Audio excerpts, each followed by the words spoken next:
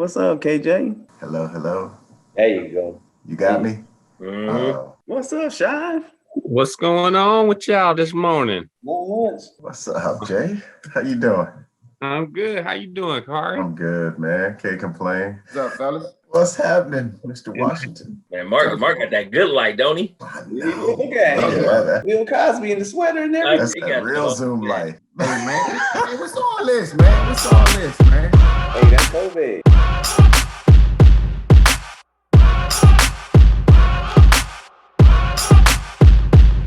Nah, seriously though, man, I appreciate you guys coming on, man.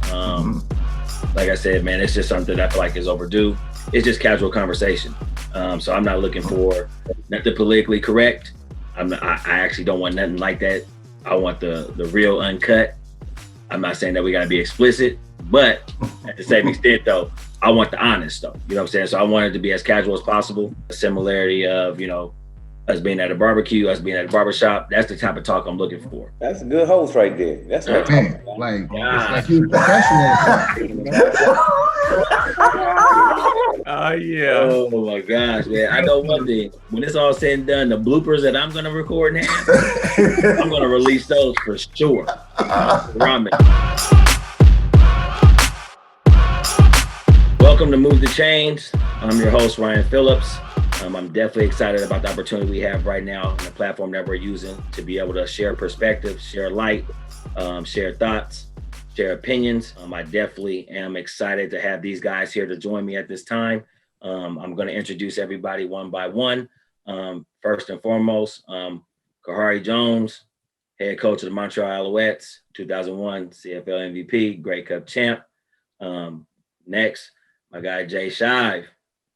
Jason Shivers, the coordinator at Saskatchewan Roughriders, also played for Hamilton, also played for Toronto as well. Next, we got Mark Washington, played 11 seasons, defensive coordinator at Hamilton, also played at Montreal and for the BC Lions. And also, out of all people, we got Barron Miles. Now, I'm gonna say is I'm gonna give fair warning. His jokes are gonna be a little bit out of pocket, so I want to go ahead and put that out there real quick, just to give everybody a warning. But the name speaks for itself. CFL Hall of Famer, numerous records, played 12 years. Also, defensive coordinator for Montreal Alouettes as well. Thank you guys for coming on, man. I greatly appreciate all you guys being here. Sincerely, man, I really do. Thank you. Our pleasure. Thanks for having me. Absolutely, man. A couple of topics that I just want to touch on. I mean, one, obviously, this is coming into Black History Month. Obviously, as you know, it's pretty important to every one of us in some way, shape, or form. Just want to get, some of you guys insight about, what Black History Month means to you guys, how it impacts you, how it impacts your family life, even you as a coach, the contributions to the game, and, kind of putting it in perspective for the fans and everybody else that's watching at this time, kind of, what impact does it make on you at this point right now in you guys' life? For me, I think being that I have mixed children, and when the February comes around, and everyone's talking about Black History Month, especially with the kids being in school. It's a heartfelt feeling for us, just because they go to white schools, high schools and elementary schools, and all they talking about is white things. And I think when February comes around, they're learning different things about my culture. Me having a white wife and 3 mixed children. I think it's an eye opener, because they get to sit down and we get to talk about different things, and they ask us certain questions, and it's neat to hear them and they hear their aspects of it, because we teach them to see no color, and then where everybody else might see color, and then treat them a little bit differently because their hair is straight or curly or nice, they have fair skin, things like that. I think it's a sad feeling, but at the same time, February comes around, it brings joy. We talk about it all year round, but when February comes, the whole world get to talk about it a little bit more, and it brings ownership to Black History Month. I mean, we get excited about it. One of the perspectives that is a little bit different is that, I've been in Canada a long time, and my children were born here. And, we celebrate Black History Month, but knowing that pretty much nobody else around them celebrates Black History Month. And it's because, it's not necessarily because they're not Black. They do have Black friends, obviously, here. but it's just not a part of the tradition, you know. And so these are things that we have to teach our children, because we know that they're not going to learn it in school.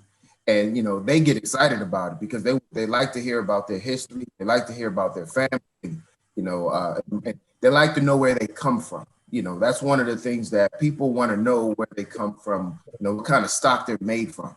And so we have an opportunity to really, I mean, every day just be able to talk to them about things that they get excited about it. So, yeah, man, Black History Month is, you know, it's a month, but in our house, it tends to be Black History Year, because this is what we talk about. This is our history. This is our family. Yeah, I kind of have the same thing as Mark, with my girls both being born in Canada. You know, not being around a lot of Black people through the time.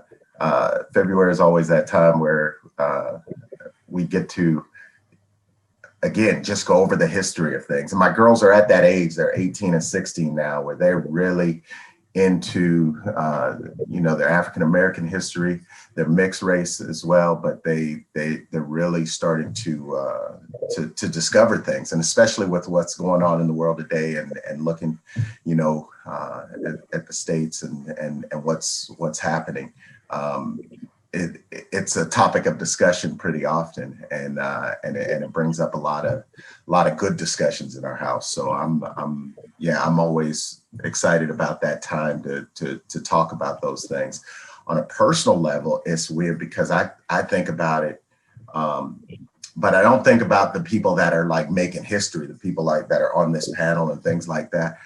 I got a book, and it's probably back there, and it's called The Slave Ship. And it's one of those that I only read a couple of pages because I can't get through it, because it's just so heartbreaking. It's so, just to hear these stories about the people that had to make it over here, and our ancestors. And those are the real heroes in my book, because these are people that went through unspeakable things. So whenever I'm having a bad day, whenever things aren't going right for me, or I'm like, oh, just, you know what, footballing, they don't like me, whatever it is, I'm like, dude, I got no issues, none at all. And so that always keeps it in perspective for me. And again, that's not just a 1 month thing, that's throughout the year. So that's one of those things that when I think of Black history, I think of that true history of people and the struggles that they face.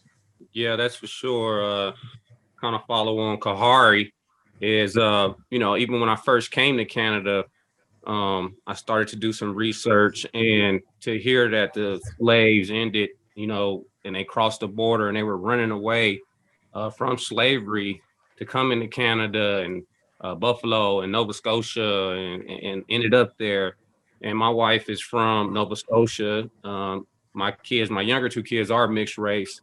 And so it's definitely always a topic. They're still a little bit young, but I think, you know, my 7-year-old now is starting to see, you know, Kamala Harris as a vice president. She turns around, she's watching on TV, and she turns around and said, "Is that me?" I said, "Yeah, that's you. You know, that's you. You can do that, right?" And that was kind of these moments right there. Those are the moments where you're like, yes, you're making that connection, because sometimes I think the kids grow up, they here in Canada, I think they don't see color as much, because they do have, you know, Indian classmates, Pakistani classmates, Serbian classmates, and they're learning about all these melting pot different cultures.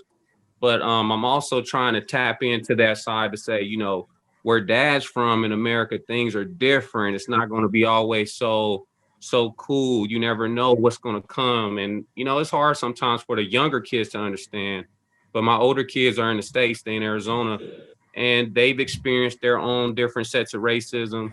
And, you know, I've just tried to always teach them about Martin Luther King, Percy L. Jr. And these were the schools, that was the name of the school, elementary schools that I went to. So it was kind of ingrained in me from a young age that about activism and what it means to continue to learn about your culture. I think it never stops. You know, we know so much, but then, like Khari said, he's reading books to learn about the slavery part. I mean, you know, there's just so many different intricate parts that you can start to research, and it's tons of information out there for everybody to continue to educate themselves, not just the, other races or cultures, also ourselves.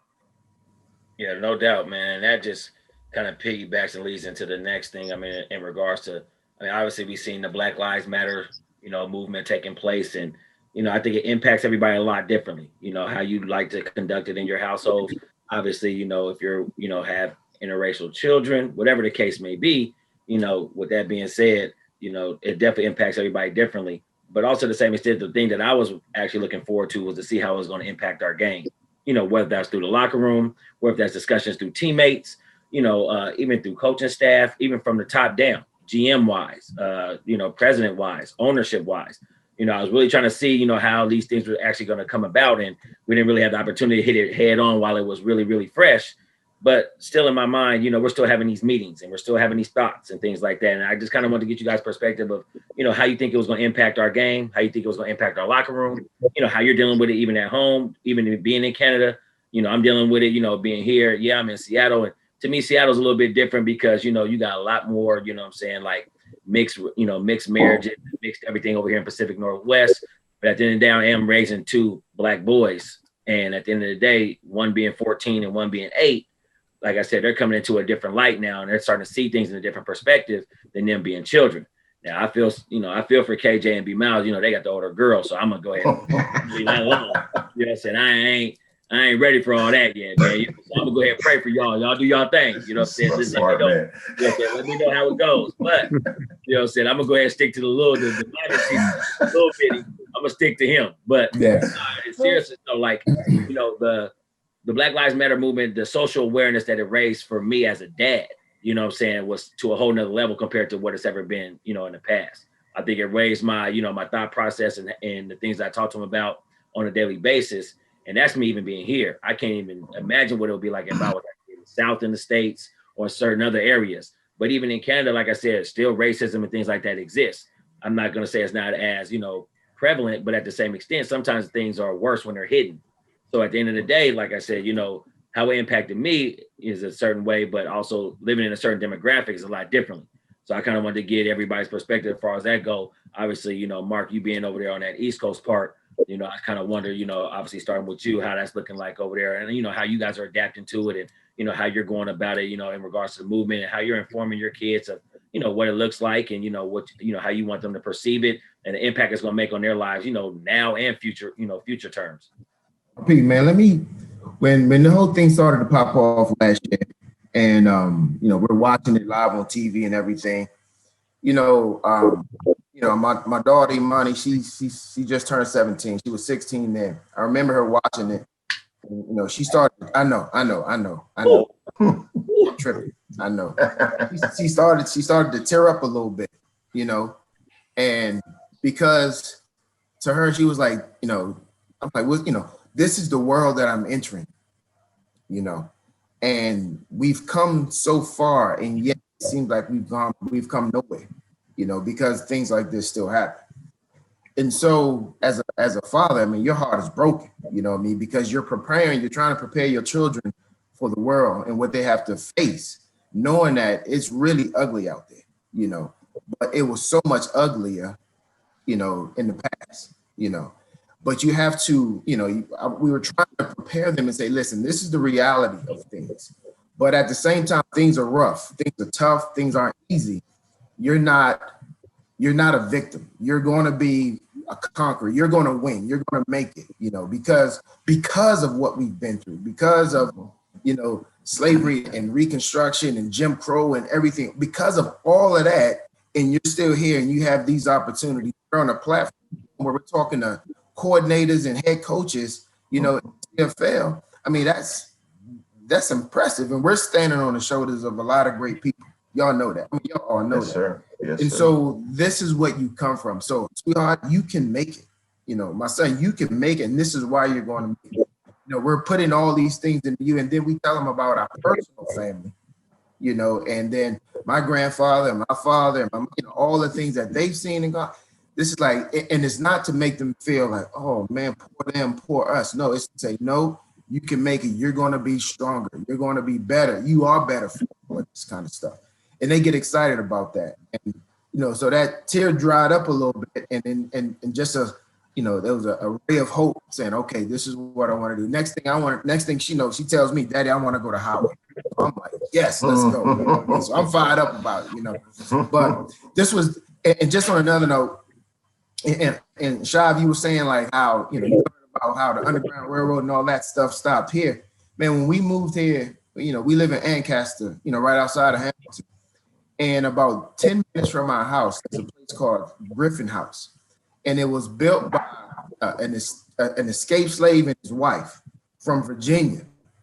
And that house is still here. You know, it's a national monument. And it, you know, and so, you know, when we went there during the summer, man, it's like walking on holy ground. You know what I'm saying? And Yes, man, we were just so shook up knowing that, you know, we are here in a place where that our ancestors, we talk about slavery and escaped slaves and all that. Well, in a place where, you know, that reality, you know, we're sitting right here watching this history. And so, man, it was, you know, taking them there really inspired them. I say, all right, yeah, look where we are, look where we came from, look where we are. They get excited about that. Definitely. I agree with you on that, man. That's amazing. I think the Black Lives Matter, it was interesting for me because I have some different age ranges, you know, 21, 15, 12, down to 7 and down to 4. And to see the different age ranges kind of all react in their own way. You know, my older daughter is, you know, she's a little oblivious to it. Like she was paying attention to it and I would ask her how it made her feel. But she's kind of out of that new generation where she was kind of just like, you know, I see that that's going on, but if she was in disbelief, I think, you know, and like for us growing up, you know, I remember seeing the Rodney King stuff go on. And like, I remember hearing my father and my mother talk about it and how it started to change my mind of when I walked around, you know, how I felt about the police and, you know, and I do see the progress in the fact that these kids don't really have as much hatred or have as much awareness to the police or, you know, hey, maybe this person is going to be mean to me. You know, I don't think they perceive it in those terms the way our generation did. And that's kind of been the shocking thing to me. And it's like, you know, I feel like I do a good job of trying to make them aware of, you know, Black movements or people, young Black people that's progressing and, you know, try to keep them up to date with the current events. But that's been the shocking thing for me as far as a team perspective. Definitely did reach out to some of my players, definitely within our organization. I led some social councils to be able to, you know, talk about how it was to grow up in the States and how it feels to be Black and how I've experienced racism in the United States, but I've also experienced racism in Canada, right? And so I think those conversations are great because they need to be had. And, you know, sometimes they feel from the other side that they're making, I wouldn't say dumb, but they feel that where they're coming from, sometimes they're scared to ask those questions because they don't want to offend.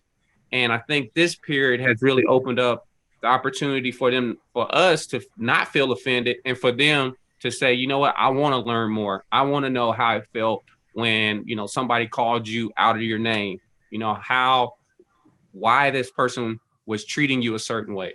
So, you know, from that aspect, I think going forward, it's really gave us a platform, we've all said, that we all coordinators or head coaches. The CFL is leading the way with that right now.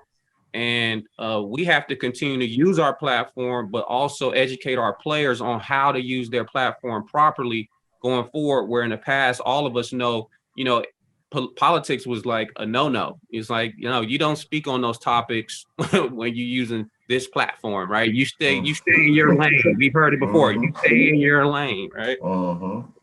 So I'm gracious for everything that's happened, and like the way we can continue to honor the George Floyds, who, you know, he gets the biggest chunk of the name recognition because his stuff was on TV. What happened to him was on TV, right? Where there's so many other names that we can go down a list. And But I think in a way to honor him is to start continuing to use our platform and to be able to speak on that, to try to stamp out racism, which we know is a hard task and it's been going on for a long time, but we have to continue to march forward. Yeah, I think how it affected me, and again, it's similar to both guys and stuff. When my girls saw it, you know, firsthand, and they saw it in front of them, I think it was, you know, it changed them, you know, and that it hurt me a little bit just because they saw that for the first time and saw that you know, that hatred and racism, and so we went to march here in Vancouver, and they're still they're just more aware. They're just more aware of the world right now, and like I said, it's heartbreaking a little bit, but it's also something that needed to be out there. And like Mark said, it is getting better for them. It is. I never want to take away the things that have progressed since we were kids. Things have gotten better. There wouldn't be this picture up here if back when I was younger. I didn't even know of hardly any black quarterbacks back then, you know, and so now you see them everywhere. You see Mahomes and all these guys, and so it is encouraging, but it still needs to get better. And so yeah, I'm encouraged. I think I'm glad in a way that it's come to light. And like I said, my parents made it better for me. My parents moved from Indiana when I was 6 years old, very segregated there, very, racial tensions were high. We went to California. My dad knew he wanted something better for me. We still face things there. We still, even in California, even on the Air Force Base with races. I mean, you know, I grew up around everybody, black, white, everything. And I still remember games, you know, I'm playing Pop Warner games, and they're burning crosses across the street from our Pop Warner games and stuff, the Ku Klux Klan, and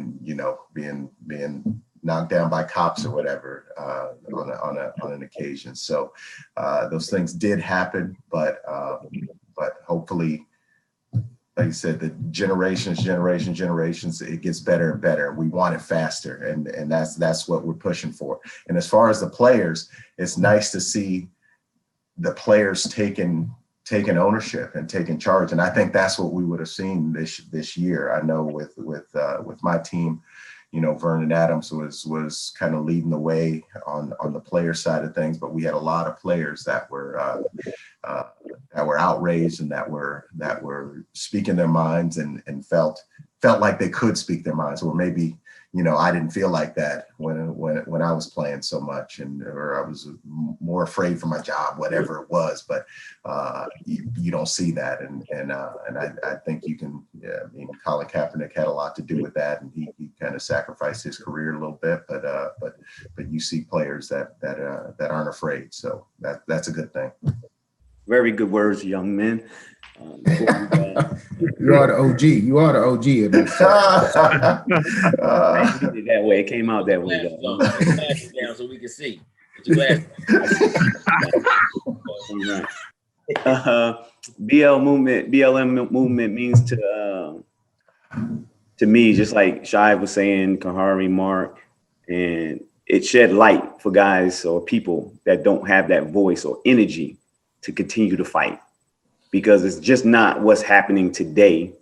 You're talking about years of Black oppression that's been going on, and the suffering that we've had. I've been talking to white, Spanish, Black, whatever, different people arguing why they burning this building, why they burning their own buildings or whatever.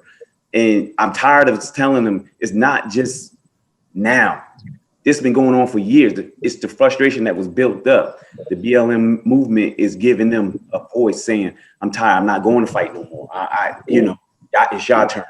Go push that young youth movement. And I'm glad to see it all come out and it's in the forefront now, and people got to talk about it and things like that. I have 3 children, 25, 19, and 18. And my 25-year-old lives in LA. She goes jogging every morning. So she's going around her neighborhood or whatever, and just for no reason at all, white lady just decides to start calling her racial names. She's out jogging by herself. I mean, at any point, that could be a male, and they decide they want to do something to her.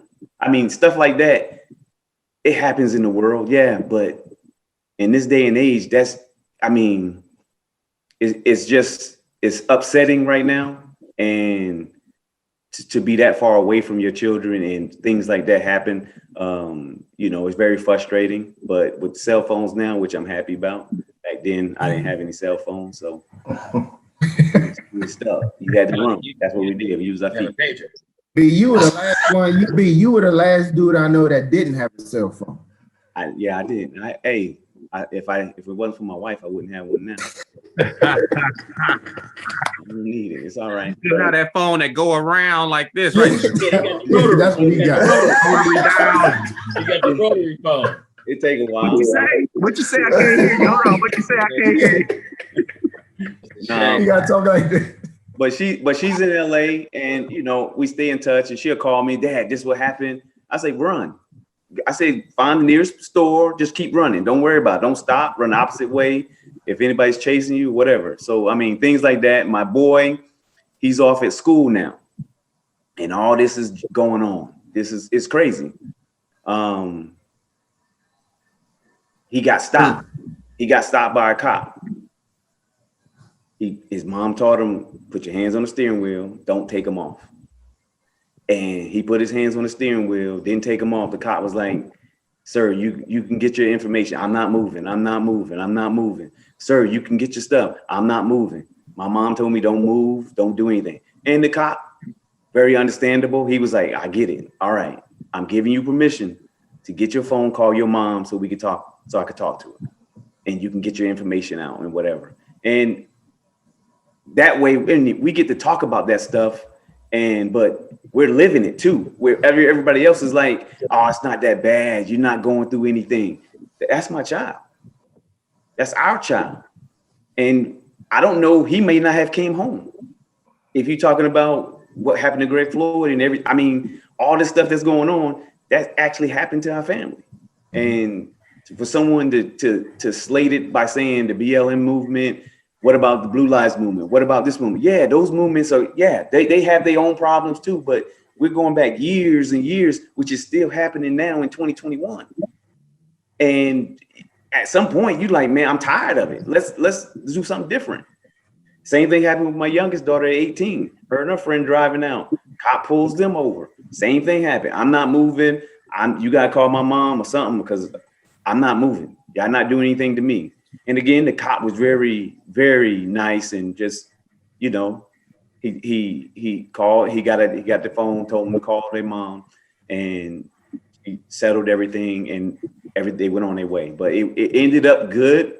But again, you don't know. With everything going on today, you never knew. White cop in both scenarios, you never knew. So the BLM movement is great. It's putting the word out, it's giving people a stronger voice, and giving the people that are tired of fighting, want to give up, they decide that BLM movement is helping them, giving them, rejuvenating them as well, and giving them more energy to keep on fighting. And as far as our platform, I love that the only thing that may save my son, because he's an athlete and he's playing football at a university, and is the fact that he is a football player, and they may hear his name and say, no, he's an athlete. Okay, we're not going to mess with him. That's the only thing that may save his life in a white city. So that platform, it's very, very handy at times, and it puts you in different scenarios that you may not be able to get into, just like us sitting here as coordinators and head coaches. If we didn't play a sport and do well or whatever, we may not be in that situation, may take a different route to get there. But far as coaches, I would be careful because this past summer, I watched with all this stuff going on, the politics and things like that. Don't take it to the office.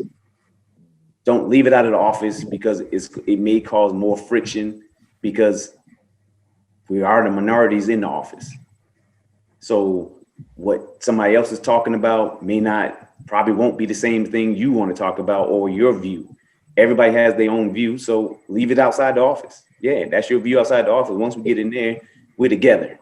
And you keep it together that way. If you never bring it in the office and you never have it on TV and stuff like that, you don't have to talk about it. And that's my advice to everybody, especially the coaches, is don't bring it in the office, because I watched some turmoil happen and it wasn't good. And yeah, you have your view. That's your view. I have my view. All right, I'll live with it. But when we get in this office, we're together and we fight on the same team. Can I piggyback on that, RP, real quick?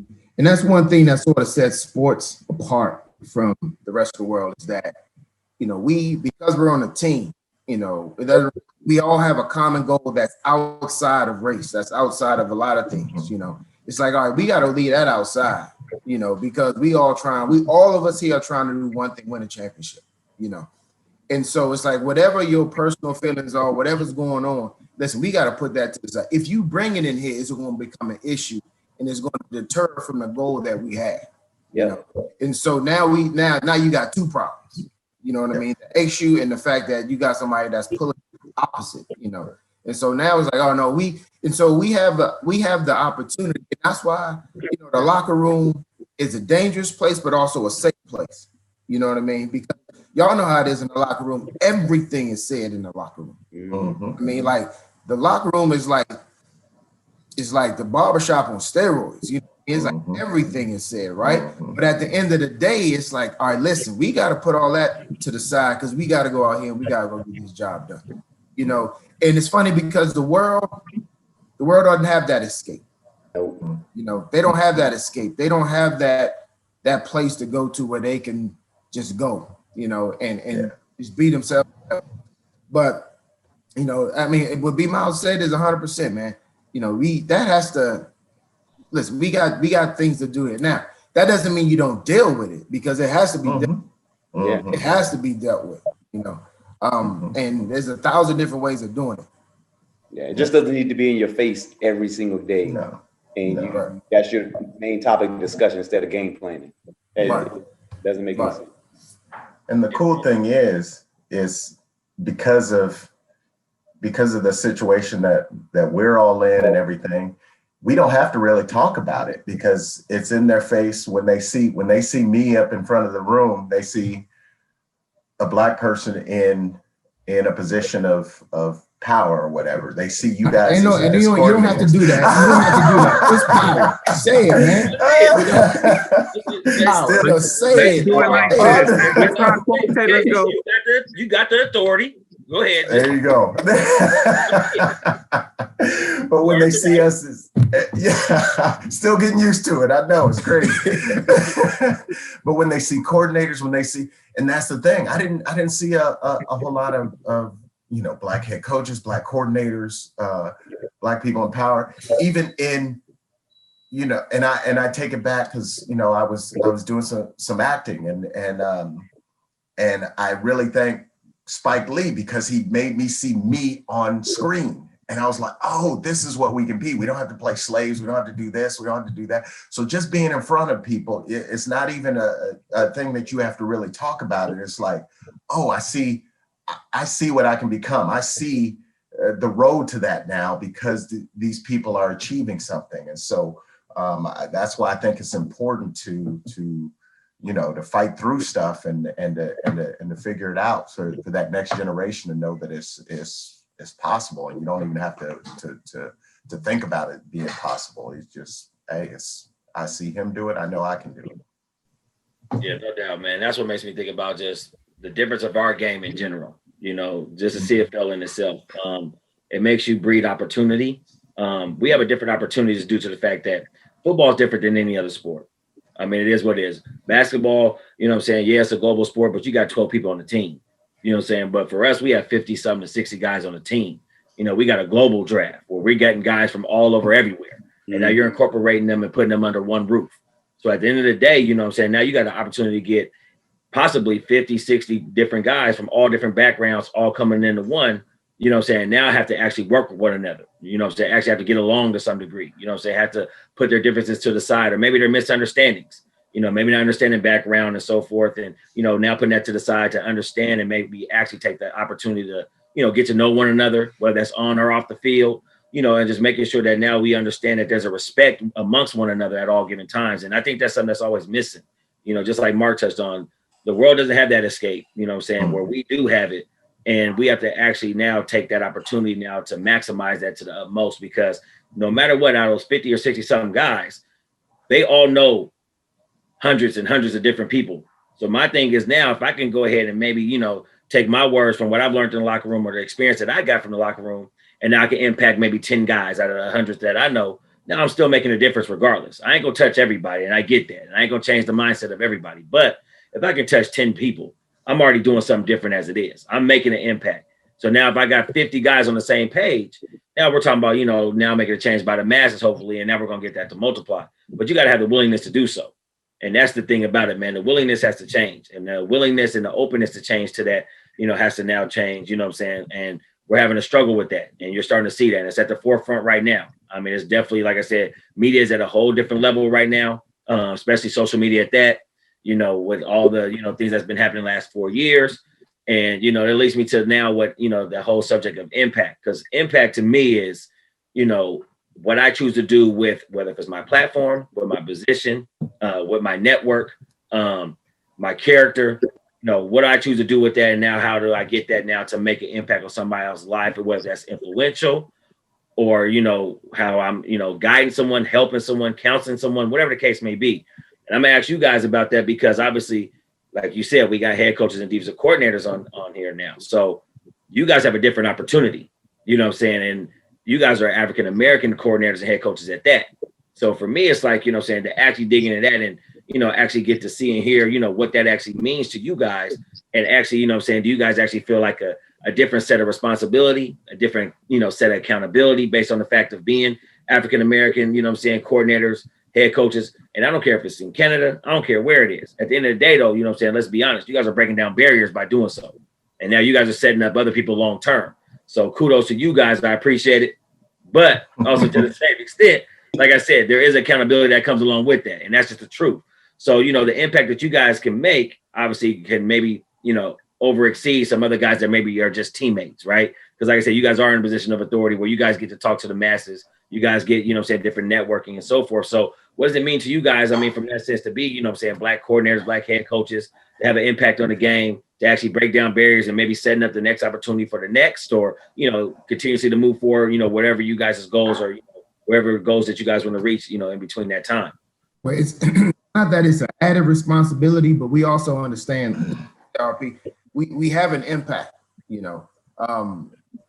It comes with the position that you have, but then also being the people and all these guys, the character and the people that they are, they have even more of an impact because they know that these are good men, you know. And so therefore people allow them to speak and, you know, allow us to speak into their lives and sort of lead them and to command them and to impact them. We know when we step on the field, or when we step into a coaching office or whatever, we don't just represent us. You know, like I don't just represent the Washington family or the Miles family. You know, we represent, it's whether it's right or wrong, it doesn't matter. You know, I represent Khari, I represent Shai, I represent you, RP, you know, when we're in these situations. And so is that an added weight on our shoulder? It's just how it is, and that's what we do. And then I do it with pride because I want to make sure that all of us are being, you know, we're moving forward. We know we have impact. You know, we know we have the platforms. And so, you know, one of the things that has come out of this last summer, for the first time, at least that I've seen, is that we have more and more white people starting to open up. Their eyes are being open. And now, you know, listen, throughout the whole summer, I had more conversations with white people than I did with black people about BLM. And that was that never happened before. And so, you know, you talk about making the change. Well, the change has to be systemic and all that. More importantly, the change has to be individual. You know, people have to change how they view people. And when I say that, you know, talking to different white people during the summer about this, you know, well, I don't see you that way. Well, you shouldn't see any of us that way. You know, until somebody does you wrong, you shouldn't see anybody that way, you know? And that's where the change begin to happen individually. And that's the impact that we make. We can make it on a massive scale because we've been put in higher positions, but then we also need to do it on an individual scale when we have these individual conversations and, you know, when we hang out, when families are hanging out and things like that. That's where, you know, change happens massively, but then it also happens individual. And that's what we have. That's how you move forward. To piggyback off Mark said it to the T. I think I'm gonna pose a question to you guys. Imagine you in this situation here. It happened to me. You talking about coaches making change, how you can affect people in different ways and things like that. I love basketball. I play basketball every day if I could. I'm pretty nice, but you love basketball? Go ahead. I didn't know that. Yeah, no one knew that about you. Y'all knew that was gonna come up, right? Y'all knew that was gonna come up. Y'all knew.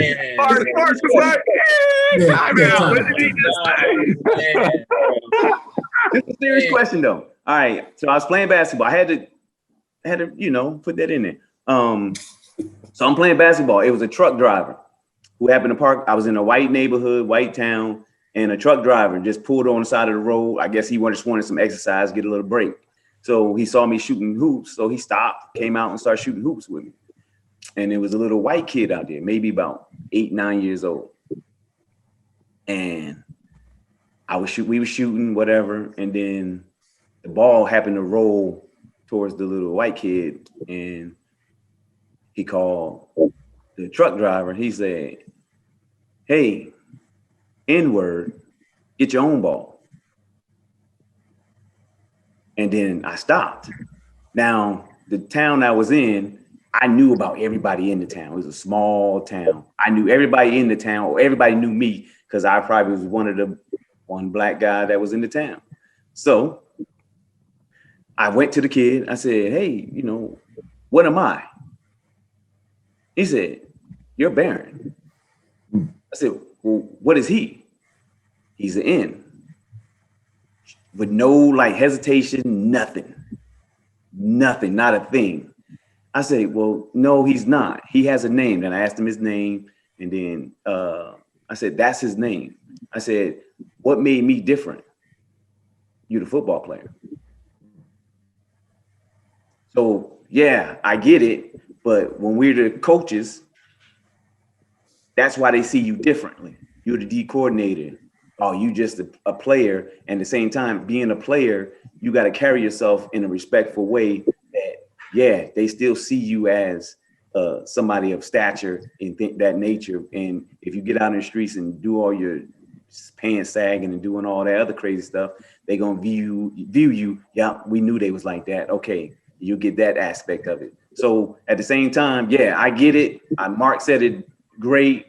But that was just a story that popped in my head when I heard that. I was like, yeah, that makes sense because this is what happened to me. So it's not like I'm telling a secondhand story. I actually heard this kid say this. I mean, little kid, he hasn't been in the world long enough to go through all that. To know. So I'm going. And that's unfortunate because you know that's coming from his home, right? Yeah, And that's unfortunate. And like Mark says, it's got to be incremental. And that was one incremental learning lesson that hopefully that young child took forward when he sees another person of color. Right. And it's time he remembers you and remembers that lesson. And, you know, just the old saying that you know, don't judge a book by its cover. And I believe that that's how when you meet anybody, that's how you're supposed to. You want to get to know who they are. And that's the same thing. We're kind of talking about the locker room and all these different guys melting together. But not to cut you off, Shai. Why do we always got to give in though? Hey, it feels like we always giving in. That's very true. And Exactly. And that's very true. That's very true. But I think that, that's something that you cannot deny, that we always have to turn the cheek. I mean, but at the same time, if the things are going to change, then we have to turn the cheek to continue to keep spreading the love that, like Dr. Martin Luther King talked about, right? Like, yeah, they was getting beat. Dogs was being put on them. All of us have examples where I'm sure we've had run-ins with the law enforcement or somebody that was white in a position, and we felt slighted. And we, at the back of our head, had that where it was like, man, that was racially motivated. And I think this kind of goes back to what you were saying earlier, Barron, where it's like, don't bring that into the locker room, right? Because once you bring that into the locker room, now your lens or those glasses that you're wearing over there, old man, you looking at it through a lens of racism, even though you're looking at it from a Black perspective. What we're trying to do is get the world to take that lens off. And like I say, not judge a book by its cover, and that's the message I think that we're trying to even bring together with this, us having this dialogue, this barbershop talk, right? Is that it's okay to continue to put that message out there. It's okay to have to confront one person at a time. Continue that work, continue to go, because that's the only way that things will get better for our children and their children. I'm gonna keep using that example, B. He said, just like you said, child, why we always have to turn the other cheek, and it's funny because this summer, instead of saying, hey, we always got to turn the other cheek, I think the BLM and this summer stuff started to say, stop slapping us. You know what I mean? Like, this is how you slap us. This is why we always have to turn the other cheek. This is how we're being slapped, and it's not just this police or, this is how I explained it to so many people. And it was so funny because it's like, all right, because white people, they wanted to know, all right, what are you talking about when you say systematic racism? Like, what does that mean? They don't see it. I'm like, this is an example. If this is a white neighborhood and there's the people are having a party or something, and they starting to get a little rowdy, and they call the police. Normally, one police car comes and say, "Hey guys, keep it down." Blah blah blah. If that same party were being held in a Black neighborhood at a Black home, 6, 7, 8 cars come, and they come ready for action. That's ingrained in the mindset. If instead of when they pull over one of us get pulled over, it's 2 or 3 cars that come, as opposed to just one. That's the ingrained racism that comes in. We have to come, guns drawn, as opposed to, why can't I just show my license and insurance and just go? They've never seen it that way. So that's when I'm like, stop slapping us. Then we won't have to turn the cheek. You know what I mean? That's tough. But that's the change. Individual and systemic at the same time. No doubt, man. Like I said, it gets tougher and tougher, man, because like I said, nowadays with social media and the influence, the old ways that we kind of grew up knowing or thinking is the proper way to do, they're trying to change that narrative where, maybe if through physical violence or whatever the case may be, they're thinking that maybe that's the next, alternative, So now they're thinking, okay, man, well, if you slapping me, I'm definitely going to slap you back. Like, you're starting to get those questions now because, like I said, at the end of the day, the things that they're seeing on TV or the things that now are being, to the forefront all the time that our younger kids are watching or seeing is nothing but promotion of violence, promotion of, whatever it is, guns being drawn and so forth. They're not necessarily getting the feel good stories all the time of how someone is, going outside themselves to change one person at a time, doing something collectively, so whether that's through a group or through a program, whatever the case may be, like they're not, showing all those stories. They rather just show, whatever it is that they want to put out there, for our younger generation to see. So I even ran into some issues in regards to my 14-year-old, just due to the fact that everything that was being put on the news every single day and every single night was the same thing over and over and over. And I took it upon myself to actually go out on Twitter, and I actually said something. I was tagging our news, like, "Hey man, this is out of pocket." Like, man, I was down there. I seen this and I'm not seeing you over here and this, I'm not seeing you putting this at the forefront. I'm not seeing you, seeing where, these protests or things like that there is no violence. You know what I'm saying? It's just easy protest. You guys, certain speakers coming out and they're talking about, you know, the next wave or the next, you know, movement that we should do, or, you know, how we should lead the next charge that had nothing to do with violence. But they're not promoting that. You know what I'm saying? They're not putting that out there. And at that point, you know, they even addressed me on there or whatever, saying, yeah, we got, you know, someone from Twitter, you know, saying we're just reporting what we see. And that was their fallback. I'm just reporting what they see. And I'm like, well, just understand that, you know, in these certain times, you know, you can always control the narrative. I don't care how you look at it. You can always control the narrative. You can always control the dialogue. But my thing is, like I said, for things like this or other, you know, other type of, you know, panels and things like that people want to come up with, you got to get away from those things. And we all have a, you know, a duty, or, you know what I'm saying, we also have a platform where all of us has, I don't care if it's 20 followers, I don't care if it's 100 followers, our kids got followers, whatever the case may be. Social media is something to a whole nother degree. I see kids that be crowning themselves all footwork kings and all these other little things or whatever. So they got 27, 50,000 followers, but they don't want to get off my man Dante. Get off my man Dante. Man, listen, man, I'm just calling what it is, man. You know what I'm saying? They got all these followers or whatever, but then when something is actually impacting your community, I don't see you broadcasting that. And that's my problem with that. You know what I'm saying? Like, I understand, you know, even if you're promoting business or whatever the case may be, but these guys that you're actually trying to make money off of, these guys are actually getting hurt out here. And these guys are out here, you know what I'm saying, living life, you know what I'm saying, with, you know, with danger, you know what I'm saying, or with, you know, having another type of awareness out, you know, and their antenna's always up because they're fearful. And my thing is, if you're not promoting that, you know what I'm saying, at the end of the day, you're doing your kids, and, you know what I'm saying, from a character standpoint, you're doing them a disservice. I don't care how you look at it. You know what I'm saying? If I'm not talking to my son about anything else outside of football, then at the end of the day, man, I'm not being the best father I can be. Because at the end of the day, let's just call it what it is. With us all knowing that we play professionally, everybody can't make it. Everybody can't play for a long time. So at the end of the day, you got to sit up there and set yourself up, whether that's career-wise or whatever it's going to be, to sit up there and deal with these same things in the work environment. Whether that's working construction, being a teacher, being a coach, regardless of the fact you're going to have to encounter these same things. And my thing, I have to try to prepare you as best as possible. So like I said, people have the opportunity to do so, but people aren't taking the time. And that's what gets me the most, you know what I'm saying, about, you know, half the things that's going on with guys that do have a platform. You know, then you got guys like LeBron, you know, that is doing their thing, but then you got people telling them just shut up and dribble. You know what I'm saying? So, I mean, at the end of the day, you know, so you got to kind of pick your poison, but you got to do what's best. And the thing that, you know, that brings me to this point of the, you know, of this series, because every single time that, you know, I get to the end of this, I always have what I would like to call move the chains question. And with us being obviously coaches, and us being African-American coaches, to me, it's always about opportunity and forward movement. How can we progress? How can we get more people in? You know, how can we get more people, you know what I'm saying, in a position to, you know, maybe make an impact on the next? And right now we're in position of, obviously the CFL is leading charge as far as how many African-American, you know, coaches and things like that we have in place. But I want to get you guys' thoughts on how can we ensure that we're consistently moving forward with that. I would love to see more African-Americans in front office positions, where if it's GMs, where if it's owners, where if it's presidents, you know what I'm saying? I want to see us now actually have an impact outside of just being players, because that's something that's taken across with the CFL and from the NFL standpoint. This is just football in general.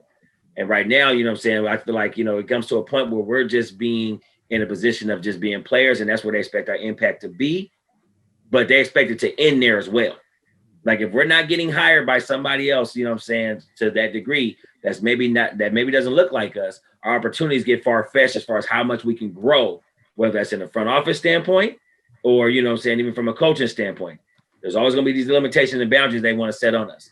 So my thing is, even from our standpoint now, we're at the position that we're in, just some thoughts on, you know what I'm saying, how can we ensure, or even try to, you know, maybe even pass knowledge on to the next person.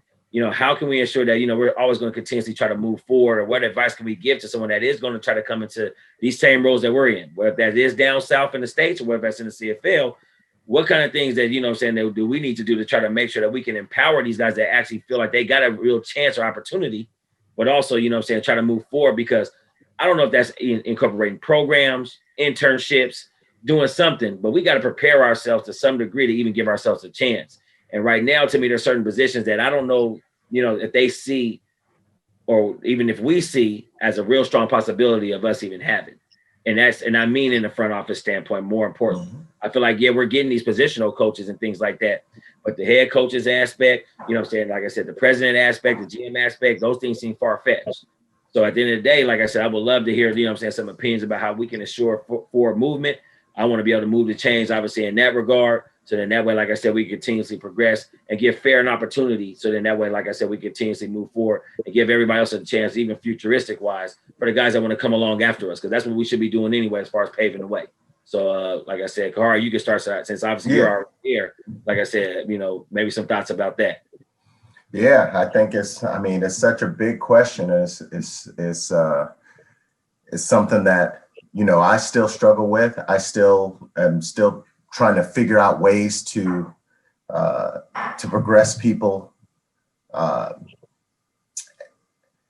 quickly as well, because we've waited so long. I mean, there hasn't been a whole lot of movement, especially on that GM or president side or anything like that.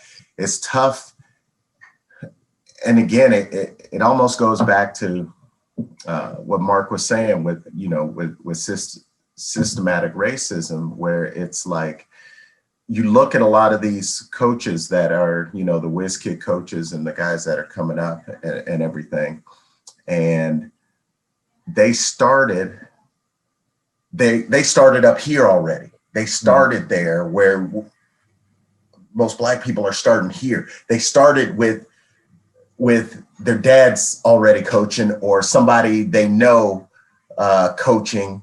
And so they had that in, and you need to get that in to get started, because then when you don't have it, then it's like, oh, well, you don't have the experience that this person does. He started when he was 21. Well, how did he get that? You know, because his buddies were doing it. He knew the owner. He knew this. So they have those inroads. So it's about making those inroads early on, so that you have that way. I don't think any of us can say that we had somebody that was already in football that we can look at and say, oh, boom, hey, can I get an opportunity to do this, and start at the bottom and get coffee and do all these things that people do and work their way up. All of us started on the field, you know, and had nice careers, did our thing or whatever, and got in that way. And fortunately in Canada, we're given that opportunity to progress and as coaches and move up the ranks. I don't see, you don't see that as much down in the States, which is unfortunate, because, you know, it's because of where they have to start from. And so it's a tough question. And one of my favorite things in life is breaking barriers and opening doors. I was the first Black quarterback to play at Davis, you know, different things growing up. And we just got to keep breaking those barriers and saying, okay, he can do this. They show the people that are hiring and doing these things that, hey, this person is able to do this, and giving them the opportunity. And when I got this opportunity, when I got an opportunity to be a head coach, one of my big things that I wanted to make sure, I'm glad I got it at this time, because I'm very comfortable in my own skin. And so I wanted to be me. I didn't want to act like somebody else. I didn't want to act like these other coaches that I'd seen. And so when I feel like moving on the sideline, I move. When I feel like, you know, when I talk to people, I talk to them, you know, as I really would. And I think that's important too, to see that somebody Black people can succeed being themselves as well, and using the tools that they grew up with. And I think when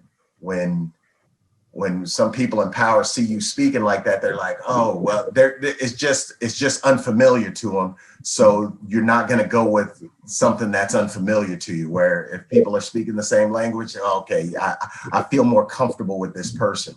And it's time to make those, hey, you can feel a little uncomfortable, but no, this is going to work. This is the right way. This is, I got a plan of action. And so I think we just have to keep showing those examples, and hopefully it changes. Hopefully it changes. Like I said, we're getting still, yeah, but hopefully it changes down south for sure. I was gonna get on you, Khari. If you got that last part in there, okay. What? We don't speak the same. We don't speak the same. You got it right. You hit it. I was gonna get on you. I really was gonna get on you. We don't speak the same. That's why we don't move up as fast. That's true. I'm a testament. 10 years now, and I'm just now a D coordinator. I don't speak the same. It is what it is. They learned something different, like dialogue. We need dialogue, RP, amongst Black coaches. Like I talked to Shive last year. I talk to Mark all the time, and Khari. It's just a dialogue of how things are set up, so you're aware of what's going on before you even get there. Instead of it's a shot. Like, okay, like now I tell guys, say, hey, you plan on being a coach? Like I was told, let everybody know you want to be a coach. Hey, are you working on your game plan? Are you working on words that you want to call certain stuff? Have that already in your mind so it can go bang, bang, bang, bang, bang, and get going. And then it doesn't sound like you rambling or just yeah, I'm gonna run. You talking to them. It may not be the same as the IT guy or the guy that's typing on the computer since he's been 21 or 15 or whatever. We don't have that at the avenues to have that stuff right away at that age, because most Black people are just striving just to make it to college, let alone anything else. You make it through college and say, I want to be a coach now. You done passed 4 or 5 years without doing any of that stuff. So my job right now, I feel, is to make people aware of what they need to accomplish and have done before they even step foot into an office and things like that and breaking down film. Right. I mean, there was, I talked to Corey Grant, he's the OC here in at McMaster. And we talk about, and we talk on the platform, the Black Canadian Coaches Association. And it's like, we're trying to just, our wisdom, our experience, we're trying to give it to these, like you said, B. Miles, to the coaches coming up. And here's the thing that's common, what you're going to see in most Black coaches, whether it's in the CFL, NFL, whatever, all former players. I mean, that's all of us got our foot in the door, because one, they saw us play, they know that we know what we're doing, and everything else took off from there. But what about the kid who doesn't play, who hasn't played since high school, who is the whiz kid? Say Sean McVay is the whiz kid, and all these other guys. Look, they're Black whiz kids too. You know what I mean? These are the guys that we have to encourage and bring up. Khari, God bless you. You the only offensive dude here. We're all defensive, guys, and so you're gonna always, former players that become coaches. That's great, and I hope that avenue never changes. But you shouldn't have to only, that's your only avenue. Even guys who didn't play, who have great ideas, who are great minds, offensively, defensively, special teams, have great minds. We have to give them the opportunity. Like you said, B. Miles, be able to, give our wisdom, our knowledge to them earlier and earlier. Give them that opportunity. All right, come in, man. You gonna be my coffee dude. You know what I mean? But yeah, he's learning how to operate within the business, and it's intentional, it's purposeful, because it has to be, because if it's not, then it'll never be that way, So am I grateful for the opportunity I've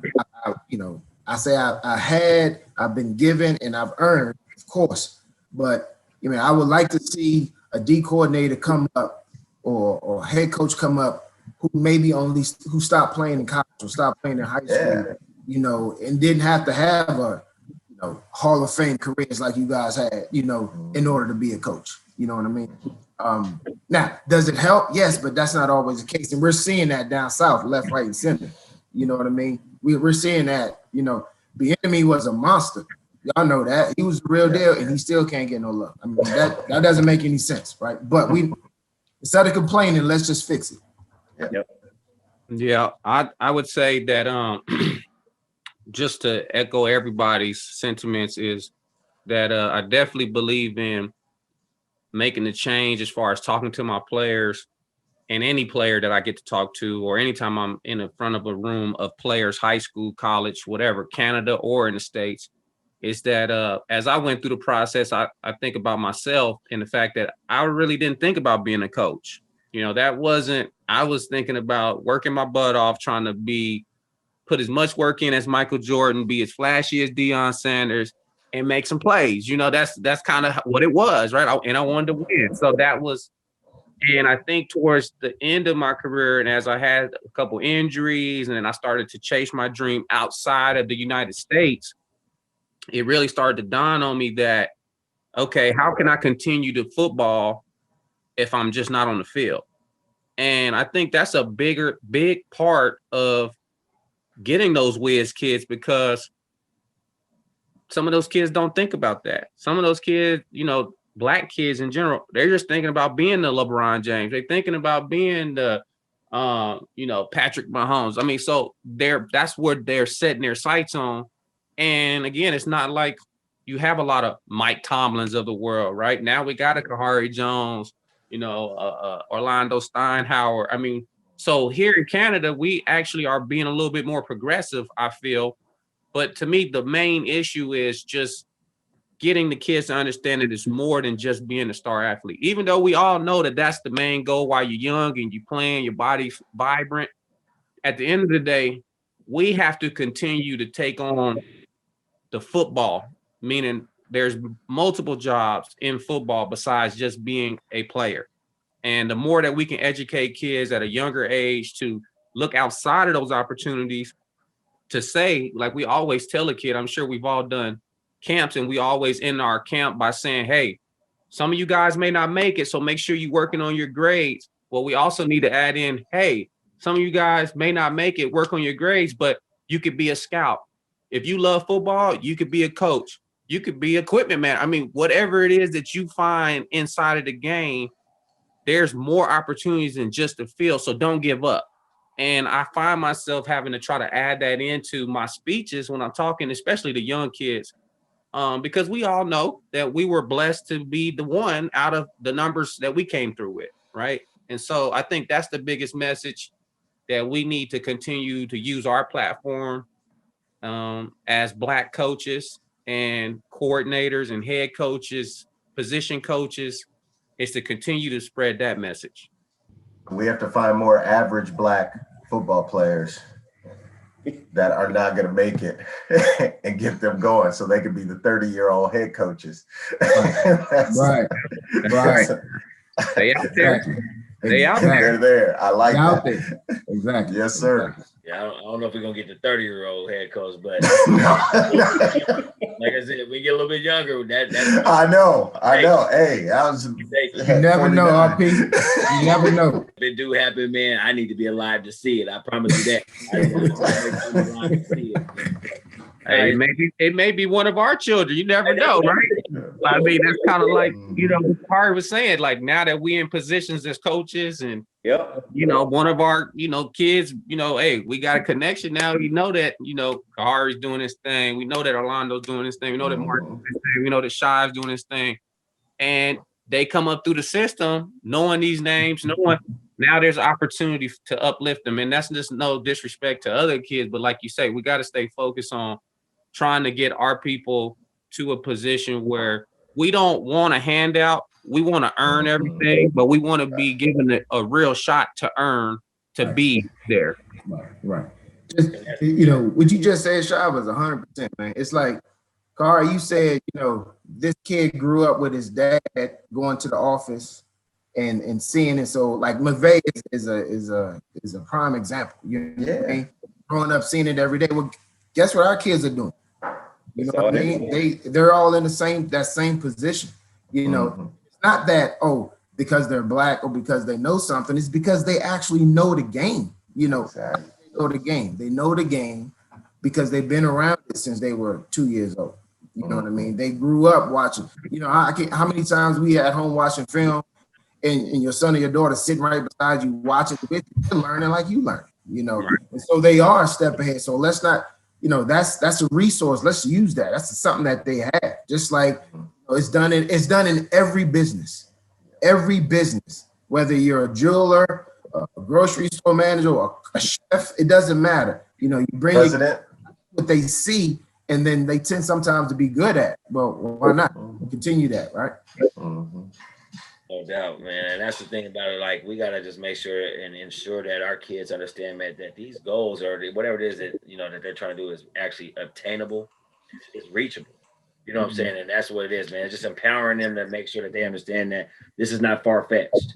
Like I said, you don't have to necessarily have to go the same route as every other person or whatever the case may be. Like I said, man, if your journey is a little bit different, that's fine, but you can still get there. And that's the thing, though, man. We got to make sure that we're empowering these kids from a day-to-day basis to make them understand that, yeah, man, you can get there. If that's something that you want to do, that is, reachable. It's not outside of, it's not outside of your realm. You don't have to look a certain way, or you don't have to go through these certain, ropes or, through these certain lanes to do so. And like I said, for me, like I said, I would love to see, someone, get the same opportunities at 30, 35 years old, even if that, to see them get, some of the prime opportunities to get in these premier roles. Because at the end of the day, like I said, Patrick Mahomes might be the, the highest paid player, but somebody had to sign him. It's just what it is. Somebody had to sign him. So at the end of the day, like I said, there's somebody negotiating these contracts. There's somebody, like I said, going ahead and signing them. There's somebody that's, he's reporting to somebody. And at the end of the day, I don't know, man. How come it can't be low RP? I mean, I hope it is, because, like I said, exactly. I need him to hire me. You know what I'm saying? I need him to hire me too. So, like I said, I'm about to get his butt. You know what I'm saying? Tell him, hey, man, you make sure you watch this video and everything we talking about. You need to get on. But if you don't, we're gonna have another world of trouble. Because I don't no excuses at this point.